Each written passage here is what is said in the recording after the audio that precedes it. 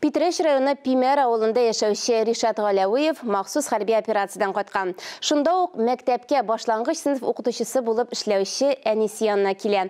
Алар 4 ай күрешмәгән була. Иде Ришат берничә ай торачак. Аңа дәваланырга кирәк. Махсус хәрби операция зонасынан кайтып керүнең дулкынландыргыч мизгелләре. Мобилизацияләнгән Ришат Галявиевның әнисе башлангыч сыйныф укытучысы булып эшли. Аны Ришат 4 ай күрмәгән. Очрашуны әнисе кич белән генә көтсә дә, улы алданрак сөендерергә була. Билгеле сөендек, көтеп тордык. Иртәдән үк инде көттек. Аның самолетка утырып Мәскәүдән Казанга очып кайтканын, 1 сәгать эчендә әни кайтып җитәм дигән сүзләрен ишетүе үзе бер бәхет иде.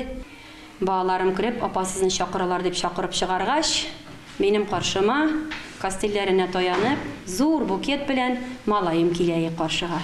Билгеле, ондагы хис кичерешләрне әйтеп бетерә торган түгел. Мәктәпкә кайтым, бик сөенечле инде. Шундый күтәреп күңелдә кердем. Bütün okçular beni cevap şapkayan karşı aldılar. Beni çekti, kucaklaştı, çiçekle verdim. Jalamadım.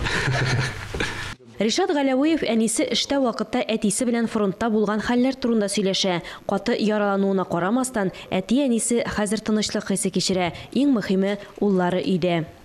Сөенечле хисләр. Бик сөендек, безнең янга исән сау. Bizim күзебезгә күренгәнгә бик сөендек инде. Шундай сөенечле хисләр кичердек. Сөйләшәбез, аралашабыз. Әле һәрдә сөйләшеп сүзләр бетмәй әле. Ришатка хәзер 2 ай гипста йөрергә кирәк. Аннан соң тагын бер операция һәм тернәкләнү узарга кирәк була. Ул хәзер һәр вакыт гаиләсе белән хәрби операциядә булган вакыт эчендә сагынырга өлгердем ди ул.